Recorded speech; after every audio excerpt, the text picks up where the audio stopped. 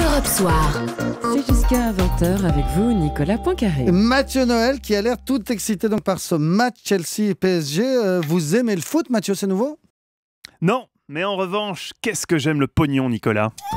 Ah, le spectacle du pognon m'enivre toujours. Ce merveilleux pognon que l'émir du Qatar a eu un jour la bonne idée de venir jeter par les fenêtres chez nous afin de nous délivrer des sempiternels Sochaux-Lens, Guingamp-Valenciennes et autres abominations footballistiques. Souvenez-vous, Nicolas, ces 0-0 piteux joués sous la pluie de Geoffroy Guichard, sous l'œil aviné de smicards ventripotents, incapables de débourser ne serait-ce qu'1 euro en merchandising, aux grandes dames de leur mioche, obèses eux aussi fatalement.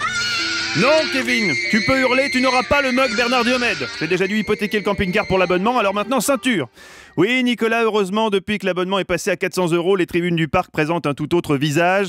Les RMistes avaricieux ont laissé la place à des cadres supérieurs pimpants qui, certes, ne savent pas précisément si le football se joue à 11 ou à 15, mais qui trouvent chic d'être là, en loge, avec leur comité d'entreprise bon duel. Même dans les virages, c'est beaucoup plus classe, hein. On ne dit plus l'arbitre, on t'encule, mais plutôt...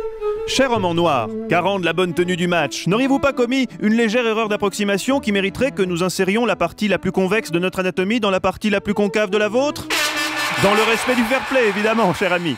Révolution dans les stades, révolution également pour les abonnés de Canal+, qui longtemps, le sens critique probablement émoussé par une surconsommation de Cronenbourg, ont trouvé tout à fait normal de payer 30 € par mois pour voir s'agiter la queue de cheval de Tony Vérel. Heureusement quand même qu'il y avait le porno du samedi soir. Ah bah, tu m'étonnes. Ah bah, oui, je vois que...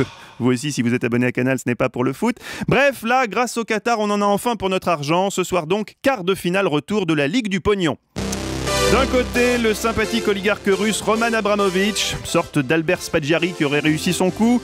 De l'autre, le rieur Altani, émir du Qatar, joueur fantasque, alors là, capable de claquer en une nuit au VIP Room le PIB du Danemark. Alors qui s'imposera dans ce choc des Golden Glaoui? Réponse dans un peu plus de 2 heures maintenant, les compos d'équipe devraient tomber. On parle d'un 4-4-2 côté parisien. D'après vous, Isabelle, quelle est la formation idéale? 2 hommes et 2 femmes.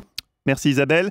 Nicolas, je vous demande même pas, vous, je désespère de faire de vous un jour un fan de foot. Si je vous dis chic. Mais non, pas aïe aïe aïe, c'est pas compliqué pourtant le foot. Ah ben, ça va être joli Europe un soir pendant la Coupe du Monde.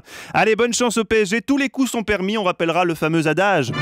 Pour triompher, il faut parfois savoir sortir du cadre oppressant que nous impose la morale. Ah, Oscar Wilde. Non, Bernard Tapie, c'est au Ricard après la victoire de l'OM contre Valenciennes en 93. Tapie qui, ne l'oublions pas ce soir, est celui qui nous a ouvert la voie du foot business en France. Alors qu'est-ce qu'on dit? Merci Bernard. Merci Bernard, exactement Isabelle.